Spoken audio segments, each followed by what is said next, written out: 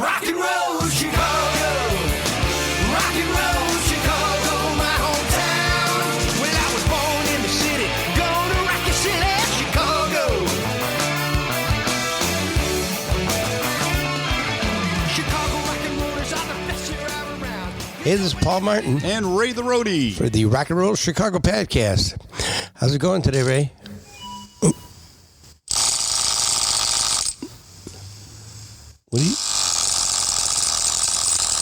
What are you doing over there? I got some sheet metal. I'm riveting it together. Oh, I see. Is this bothering you? Yeah, it's kind of annoying right now. Can you stop while we All right, well, hold on a sec. do this intro here?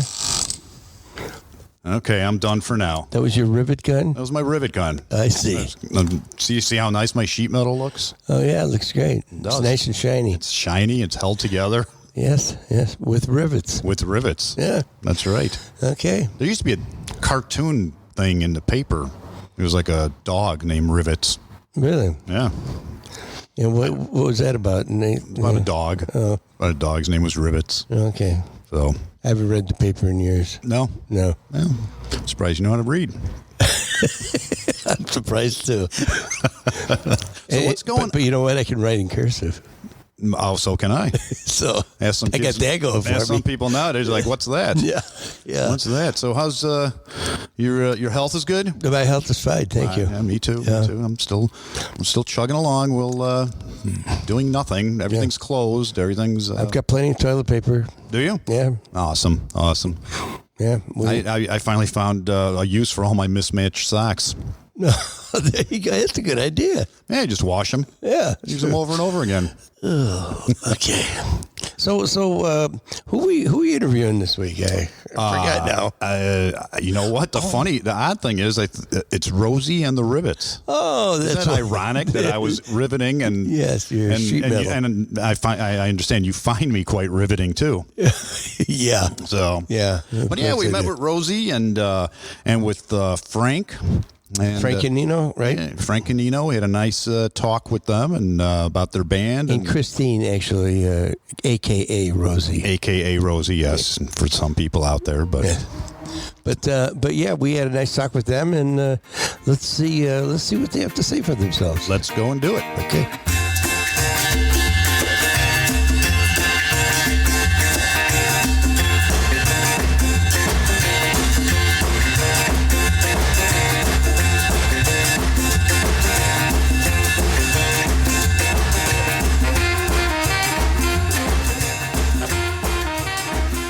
How you doing? We're meeting today with Frank and Nino and Rosie from Rosie and The Rivets. How are you guys doing? So good. We're doing very well. Thank you so much for having us. Good No to see problem. you guys. Thanks for coming out. Thanks for having us. So now I know the band's been together a couple of years. Tell us what happened and how you got started. It's a family show, Frank. We know. That's a good story. We, Christine and myself, or Rosie, Rosie and myself started dating, and eventually the guitars came out, and we sang together. And I didn't know she was a singer. She didn't know she was a singer. And right then and there, we kind of decided to start doing something. We weren't sure what it was going to be. We started out as a duo. And had a little bit of success. Yeah, we started out, we called ourselves the Jerks. And it was really hard to get work because people thought we were like teenage punks or something. Yeah. And, they were singing, Moon River and Buddy Holly songs and things like that. So we... Cool jerk? You were singing cool? Yeah. That was kind of the pun. That, and we really liked the movie... The Jerk, and we were doing Tonight You Belong to Me, like Bernadette Peters and Steve Martin. So on the ukulele, yeah. But we decided to change the name just because, Well, people started dancing to us as a duo with, the rhythm being in the guitars, as the Beatles said early on. But we thought, what if we added the bass and the drums? And that's how the full band started, just with dancers. See, now what were you doing before that? Because I know, Frank, you've had some history of playing. Did you play too, Rosie? No, I was a flight attendant. Oh, okay. And that one time that Frank came over and we were playing guitars, he said, what if I asked you to leave the airlines and play Buddy Holly music till 2 a.m. with your friends drinking wine. I said, sold. But the thing was, I said, we have to work, every weekend. Like I have to be able to pay for health insurance and all that sort of thing. So we worked every single weekend from the day that I left the airlines. Like he has kept this band going. It's the heart and soul right there. Right. Stop it. It's a team effort. So you quit shortly thereafter, right? Oh, yes. Yes. Buddy Holly and wine. Yes. Easy sell. So you weren't playing any music then prior to that, right? No. Nope. And what about you, Frank? I was in a band called American English, playing the John Lennon role. And I was... Were you at the time you met Rosie? I was. Okay. I was. But I was kind of looking to get out of that. It was starting to become like Groundhog Day. Every day you woke up, put the wig on, saying she loves you, every day, pretty much. So I was doing that and kind of looking for something else. And then we got this together, and it was an easy transition. I never really stopped playing music. I just went from Beatles to Elvis. Yeah, we still work the Beatles in a little bit here and there. We do some Beatles too. Yeah. Mm-hmm. Yeah. So. Very good. Now you have history with Eddie. You've been playing guitar, obviously, a long time. I have. And you play Gretsch guitars, I see. I do. Yes. I do. We're endorsed by Gretsch. They love us. We love them. Yeah. Thank you, Gretsch. I actually started out as a drummer, though. Oh, really? Yeah, and realized that drummers don't get girls, so I taught myself to play the guitar. Yeah, guitar works. Yeah. Clearly. Oh God! Now, how long did you play with American English? I was with them for 5 years. Prior to that, I was with a band called the Fab Four, which is kind of a nationally touring tribute. So, okay. Yeah, I was a Beatle for about 15 years. Wow. Yeah. Wow, very nice. Yeah. It's more than Pete Best can say. It's more than It's more than the Beatles can say. Yeah, you're right. Yeah, exactly. Yeah, definitely more than the Beatles. That's true. That's true. So now you guys are doing Elvis. You're doing Buddy Holly and kind of a rockabilly sound, right? Yes, sir. So describe why you went to that. Well, it was kind of organic. I mean, we were just playing the songs we liked when we were still the Jerks. Well, and a lot of songs with harmony. So Everly Brothers and early Beatles and things like that. And there was no real formula. We just kind of gravitated towards the music we loved and grew up with, and people just responded. So we decided to get more serious. And like Rosie said, we added the bass and drums, and but there was no real grand plan to let's be a retro band or an oldies band or a rockabilly band. It just people danced when we played Tutti Frutti, and we thought that's a good job. Yeah. Yeah, so now you talk about the other guy, the rest of the band. Who else is in the band? We have Cody Saragusa on bass, and Cody was with the Million Dollar Quartet and the Buddy Holly Story. Mm-hmm. Oh, really? And we have Derek Martins on drums. So yeah, I know Derek. I know Derek from his days with he played JP and the Kids. Yes, it's a good kid. Yeah. Oh yeah, he talks about a lot of misadventures with JP and the Kids. Yes. I know they used to come into the casino there where I used to work, and they so I got to know him because his name is the same. My son his name is Derek Martin. Oh, okay. But his is Martins, spelled different. Mm-hmm. Yes, but otherwise, and so we kind of bonded because of that. Yeah, I call him Daryl. So that's how I keep it straight. As long as he plays the right beat, right? That's right. You're bad with names. I'm terrible with names. Yeah, our own name, our own band. I was just getting nervous. I'm just getting used to being on the microphone like 5 years ago. And I was introducing the band and just called us a complete different name of another band that we know and love, locally in Chicago. That we work with. And I was like, we're not that band. They're great. We love them. And so they'll never let me forget it. Yeah, well, that happens. I've done that myself. Thank you. I play in two different bands, and I've accidentally said the wrong name on stage several times. Okay. Now, Frank, not just me. No, we'll give you some reprieve on that one. Appreciate that. So do you have any original music that you do? We're working on some original things. Just it's a matter of finding the time. Okay. We Christine writes, I write. We write a little bit together. we're just trying to find a way to integrate it with what we do, to get that sound, sandwiched between, Buddy Holly and the Everly Brothers. We do some shows where people are listening, they're sitting, they're watching. And then we do a lot of shows where it's just dance. So if we threw in an original song, all of a sudden everybody sat down. Right. Put a wrench in the gears. Yeah. But it's on the to-do list. Definitely. There's been a lot of requests for it, although after they hear it, they might change their mind. No. We'll get to I it. don't think so. Yeah. So, Rosie, do you have any kind of musical background? He said you do some of the writing. You just kind of pick this up. Yeah, this is a terrible story because it just sounds awful, except I'm watching all these Beatle documentaries. I'm a Beatle freak. And I was listening to Paul McCartney talking, I sat down and we had to do this. We had this deadline. And so John Lennon and I sat down and we wrote 25,000 songs in one afternoon. And I was like, if these 14, 13-year-old boys can sit down and decide they're going to have to write a song, this grown woman's going to sit down and write a song. Yeah. And I did. And if it's nowhere near Love Me Do or any of that, but I was like, if you give yourself a deadline, you say you're going to do it, good or bad, write it down. And that's how that started. Well, sure. If you put your mind to anything, I guess. Yeah. Exactly. Yeah. I mean, again, it's not Love Me Do, but it's Do Me Love. I don't know. It's close. It's close. No, it's good. You don't have any bad habits that you've, right. Not yet. Right. So now it's something brand new. Right.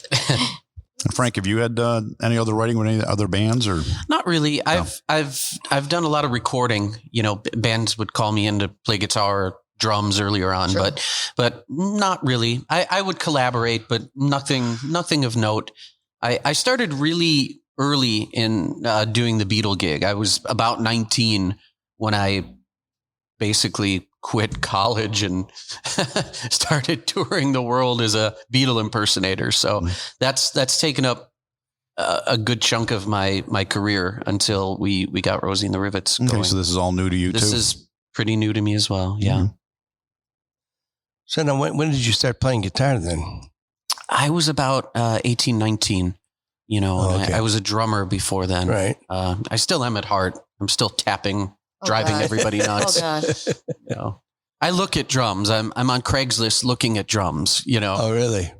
I don't buy them, but I'm like, that'd be a nice set to have. So I'm still a drummer at heart, but no, I just picked up the guitar. It's, the joke is for the girls, but it was more to just get out there, to get out front, to accompany myself, right. It's hard to do on the kit. So, right. Just, influenced by George Harrison, Scotty Moore, all the people we play in our show or all the Ventures, music. right? Yeah. The Ventures, all the music we play in our show, are, I was going to ask you who your influences were. Yeah. Just the artists that we perform are the artists who influenced me. So it's pretty cool. Oh, Frank, what's that story about your friend with the Richie Valens? Oh, it's one of my favorite stories that he tells. So we're doing a Beatle gig, and Lou Diamond Phillips was there, who famously played Richie Valens in the movie La Bamba, and the George Harrison in our band at the time. His famous story was that he was it was between him and Lou Diamond Phillips to play Richie Valens. And we didn't believe him because he was the kind of guy who, also said he sailed on the Titanic. He was a BSer, Yeah. And so we're doing this gig. Lou Diamond Phillips is there and he's like, oh, wait till Lou sees me. And we're all, poking each other going like, yeah, right. Sure enough, we're at the bar and Lou Diamond Phillips comes right up to him and says, Danny, it's so good to see you, man. It should have been you. You could actually play and sing. You should have played Richie Valens. And our jaws hit the floor. But it was wait till Lou sees me. We're like, yeah, right. But no, it happened. Wow. It happened. Well, now you've got Cody Goose. Saragusa. Mm-hmm. That's why it's called Goose now. Yeah. But now is that the same bass player you originally had? No, Cody replaced Dan Moore, our original bass player. All right. Now is Cody a lefty? No, he's right. He's an upright. Oh, he plays upright bass. Yes. And didn't Dan play a lefty bass? No? He played righty, but he played the Dan Electro Longhorn, so it was kind of symmetrical. It sort of looked like I was thinking that. Yeah. Now, Cody, you said it was played with. He was with the Buddy Holly story, the not the most recent run of it, but the here in Chicago. Here in Chicago, but the original run, and he was with the Million Dollar Quartet on and off for a long time. Well, that'll be the day when you say goodbye. Yes, that will be the day when you make me cry. You say you're gonna leave. You know it's a lie, 'cause that'll be the day. He's a great upright bass player, and just such a nice guy too. Such a good dude, and really into rockabilly. He lives it. He knows it. We can suggest a song, and he doesn't even have to run it. He knows it. And he works part-time at a pie shop, and every now and then he brings pie. So that's key. You got to love that guy. Yeah. We do love that about him. So you said that you try to keep busy, every weekend, getting gigs every weekend. Is it just local, or do you travel around the country? Or we're around the Midwest. I'd say, we're huge in Iowa. They love us in Iowa. Now, about 75% of our shows are Chicagoland, but then, we'll venture out to Wisconsin, Minnesota. We did play the Surf Ballroom, and that was in Iowa. That was, for their winter dance party. That was amazing. Yeah. That was where Buddy Holly, right? Yeah. That was the last gig for Buddy Richie and Big Bopper. Yeah. Yeah. So you didn't fly then, right? No, sir. We drove. We did go visit the crash site and paid our due respect. Yeah. Oh, really? Yeah. That was nuts. You walk out about a mile and a half through, mud, right. and there's a little memorial there, but it's very somber. Yeah. It's I imagine, yeah. Recommend going if you're ever in the area. And of course, the Surf Ballroom, they have restored it. Actually, I don't think it ever really changed. I don't know if they had to do too much restoration, but it's a time capsule. It's as it was back then. So there's definitely a vibe and a feeling playing that stage.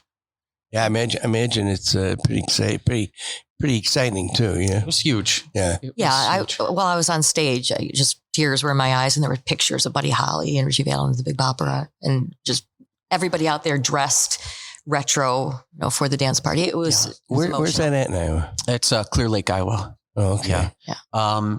Richie Valens' sister Connie was there, and sought out Rosie and was very complimentary of you, and I think you were the only person who performed La Bamba and actually got the words right. So, but besides that, she was very big fan of Rosie. So that was a nice endorsement from the Valens family that they gave us a thumbs up. Do you speak Spanish? Is that why? Solo un picato. Picato. No, I don't. You do. You have a degree in philosophy. I don't know. You have a minor in Spanish. Thank you. Yeah. You have to use it or you lose it, and I lost it. So when did you play? Was it this past winter that you played two? That was 2 winters ago. 2 winters ago. That's the only time you've ever played there? That's the only time we've ever played there. And you know where else? On that tour, we went up to Minneapolis. What was that place that... we played Lee's Liquor Lounge. Have you guys heard of Lee's Liquor Lounge? No. It's a very famous... What would you compare it to? The Green Mill in a way? Possibly, it's maybe not quite as swanky, but it's that was for that cool. kind of music, for that kind of for roots music. Yeah, that was a treat. Yeah. Lee's Liquor Lounge. If you're ever in Minnesota, Minneapolis, it is the place. Really great music every night. Yeah, great feel. It was just cool vibe. I'm going to Minnesota in September. Okay. So I may have to check that out. Definitely check out Lee's. Yeah. I'll let them know you're heading up that way. Okay, would you please? So I'm sure you've got quite a few gigs booked currently, except that, of course, nobody's playing anywhere right now. Right. Yeah, it is heartbreaking. Mm. Yeah. We have, and I can't say they're going to all stay, but right now we're at about 100 shows between now and the end of the year. But okay. Wow. I think we've had 12 cancellations. Well, you guys are doing this full time, right? Yes. Yeah. Yes. Now you mentioned that Goose works at a pie shop, right? Is everybody in a band otherwise full-time musician? Yeah, our drummer, full time. Derek is? Mhm. Derek is. Yes. Is Derek playing with anybody else or no? He's with Billy Croft and the Five Alarm, Okay. which is a country band. He plays with them when he can. Oh, okay. Yeah. We keep him pretty busy, though. That's true. Yeah. That is Yeah, I would true. say if you've got 100 shows booked Yeah. between now and the end of the year, Yeah. obviously with this craziness that's going on now, that you've got some dates that are canceled. Yeah. But what have you got coming up that's in April that isn't been canceled? Maybe. Okay. Well, What? let me look. I know we have some. I know more about our canceled shows than I do about our. Right. I see you play Club Arcada. We do. Okay, now it's at the Arcada Theater. Correct. Yes, third floor. Oh, it's upstairs, right? Okay. Yeah, it's like a speakeasy vibe. The 20s. That hidden door behind the bookshelf. And you have Right, to know right. the code to get in. It is really cool. It's decorated just so great. The ambiance. The ambiance It's is great. wonderful. The service Yeah. is great. The food's very good too. Yeah. Yeah. Yeah. Now Bono it's Nesty open to the knows how to public, cook. obviously, Oh, right? yeah. Yes. Yes. I see. Yeah. I've never been up there. I've been to the Arcada several times, but Sure. I've never been up there. Oh, It's make your worth way. going up just to, have a drink or Yeah. I mean, you can get lost in that place just looking at Yeah, Ron at the Onesti did a decor. wonderful, wonderful job with that place. Yeah, I was supposed to play Ron Onesti's Club 210 in April. Oh, Mhm. okay. And It's pending. well, no, it's Postponed. Postponed. Postponed. Yes. Right. I don't want to say canceled. It's Sure. postponed. Yes. Sure. I like postponed. Yes. Yeah. Yes. 210 is great as well. Yes. Have you played there? Yes. We have. Yeah. Yeah. Nice vibe Yeah. as well. Mhm. Nice dance floor. Great Yeah. stage. Yeah. Yeah. That's a good time. I think you do the casino tours. We do. Oh, yeah. Oh, yeah. We do. We They- do appreciate the casino. We love the gigs. casinos. Yeah. Mhm. You do, especially. Oh, hush now. Where's Rosie? Oh, there's the slot machine. You know what? We're back on. Come on. Maybe you're right. So you could be doing a lot of festivals this summer too. Doing a lot of outdoor stuff. Yeah, tons of summer concert in the park type shows, and a lot of fests. But right now, unfortunately, they're on hold as far as booking into the summer because nobody really knows. What's happening? What's happening? Yeah. Our What's phone gonna- hasn't rang in a week. Yeah, No That's no new scary. bookings. And I've reached out to some other bands and other band leaders, and they're in the same boat. everybody's saying it. Right. Everything's in limbo right now. So Right. Yeah, I know it's a shame, but I'm waiting for the government to give relief to the working musician. But I don't think that's going to happen. Keep waiting. Yeah. No, it's such a scary time right now, and every day it's just getting more scary. Oh yeah. Time you sign on, check out the news. It's like, oh no, now what? So Frank, you have any good stories back from the Beatle days? Oh, Oh, gosh. Too many. I could write a book. Most of them I can't really repeat, but we did a lot of cool things, He's been everywhere. with that Yeah, band. yes. It's and getting to play some of the places the Beatles played, that was surreal, like the Cavern yeah. Club. Oh, you did? I Mhm. did play the Okay. Cavern. I got to record at Abbey Road Studio 2, Oh, very cool. which was like, going to church. You walk in that room and it's like, whoa! Yeah. There's You hear a choir of angels singing, yes. And that was surreal, because that room hasn't changed and they have the equipment, they were wheeling out the microphones and, there's the piano where, Yeah. they played the ending chord on A Day in the Yeah, Life right. and it's all still there and, accessible to you if you record in that room. So Wow. that was a highlight. That definitely was a highlight. And, Carnegie Hall was very cool. Played the Budokan. That was very cool. Oh, Yeah. So just places. so you've been around the world. pretty much, Yes. Yes.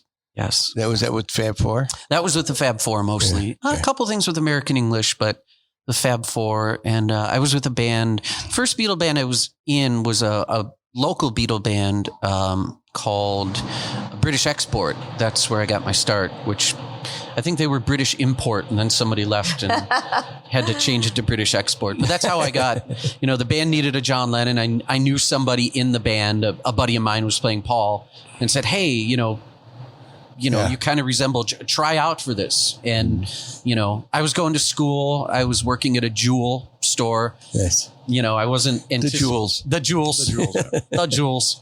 I wasn't anticipating doing this, at least at that level. And, next thing I know, I'm going around the world and, playing music for people and, non-English speaking countries, but they all know Hey Jude. Oh, yeah. Sure. Yeah. So Sure, they know I want to hold your hand, all of them, right? They do. Yeah. They do. And it was lovely. And, I wouldn't trade it for the world. And, glad to have done it. And, glad to have taken some of that knowledge and put it into Rosie and the Rivets, how to, Right. put on a show, Christine will tell you, I'm very anal about our equipment and the sound and and that's a carryover from the Beatle thing. It's Right. like if you want to sound like John Lennon, you need this guitar plus this amp Right. plus A Rickenbacker with a Vox or whatever. an AC30 and this and that and whatnot. And I'm a little crazy about that in Rosie. Yeah, you are.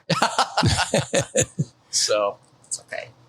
But now, Rosie, you taught yourself to play guitar, or did you take lessons? Or Taught myself, but I play a G, a C, and a D. I think most of those rockabilly songs, maybe throw in an E minor, get crazy, throw in a B7. Look at me, I'm playing guitar. But he worked. well, with me. that's good though. I mean that you did that, because a lot of people give up on it really quick. I've yeah. Yeah, well, the blisters, yeah, that that's the makes people, first. yeah. People stop. It's amazing. You're self-taught vocalist. Again, we went out on a couple dates and then, we started talking like, oh, you play guitar too? So we decided to jam and, she played guitar great and sang great when she sang, I think you sang Superstar by the Carpenters, by Karen Carpenter. And my jaw hit the ground. Yeah. I'm like, you're not a professional singer? No, I work for the airlines. It was kind of blew my mind. well, not Frank, you sing, but is the other guy singing in the band or no?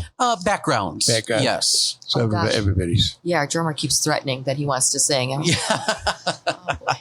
Yeah, Derek keeps threatening like, oh, I could throw in a harmony like, Can you? Yeah.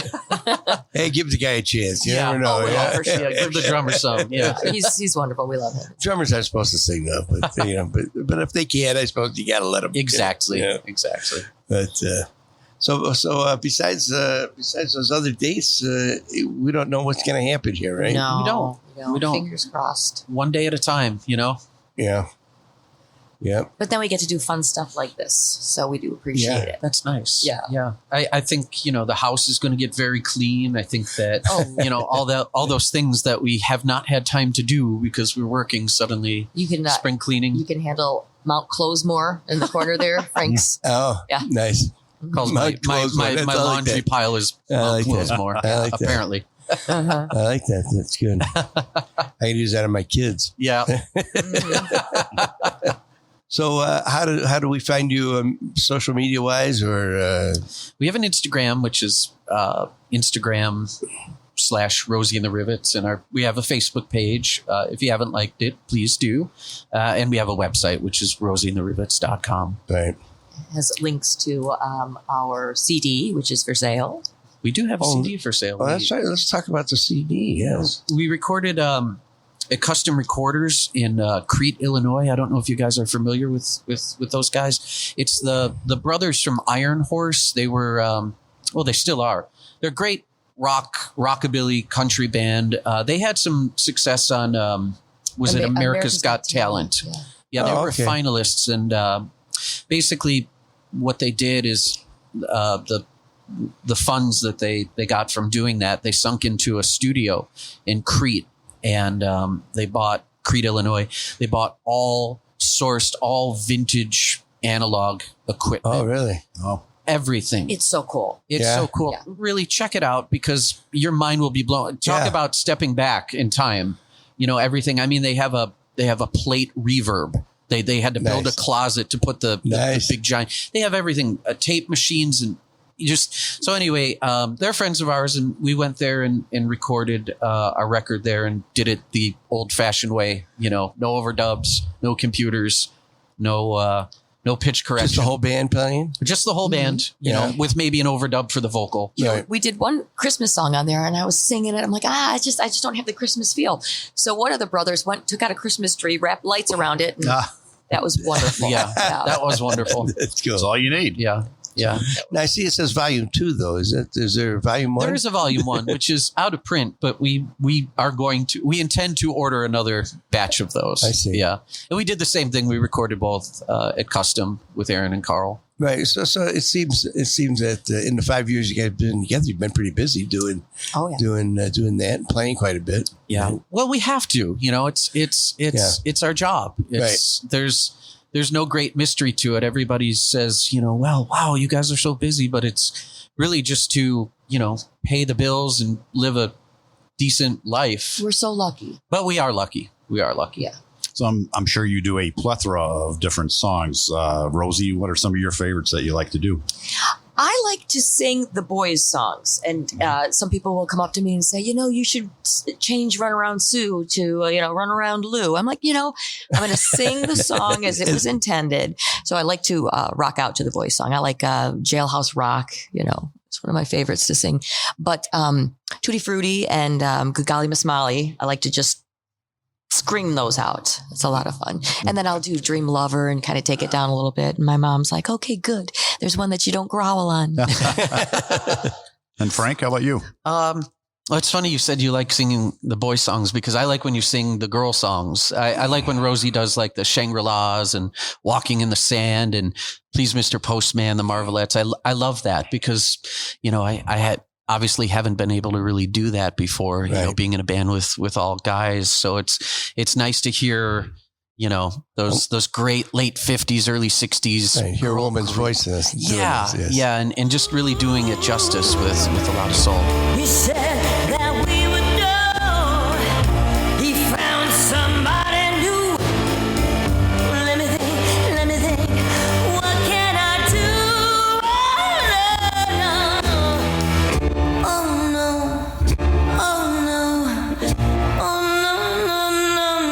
no, walking in the sand. Got a lot of soul. Thank you. Welcome. Because a guy's voice just doesn't cut it on those songs. Well, not a lot of those songs were covered by the Beatles, though. Right. Please, Mr. Postman. But it's nice to hear it how it was intended, I guess. Well, so many people will say, can you sing Patsy Cline? Can you do a Patsy Cline song? So I said, absolutely, we will. And then Frank sings Fall to Pieces, and it freaks people out. So we do. We'll do that too. We'll do that too, just to change. Are any of those songs on the Walking in the Sand? Walking in the Sand is on the CD. And then I think a lot of just rockabilly. We did New Orleans by Gary U.S. Bonds. My favorite song on that CD. There's a lot of good stuff. Rockin' Robin and the guys do Tequila. We did do Tequila. That's after this. Yeah. Right. Oh, you mean the song? Okay. I was going to say I got a bottle right here. Yeah, I was going to say we played this. Right, we recorded the song too, but so. Yeah, a lot of fun. That's great. Well, thanks, guys, for coming and coming out on this crazy day here. It's kind of besides the coronavirus going on. I mean, just the weather is kind of icky outside. Yeah, somewhere between snow and rain. Yes. Yeah. Right. Yes. Yeah.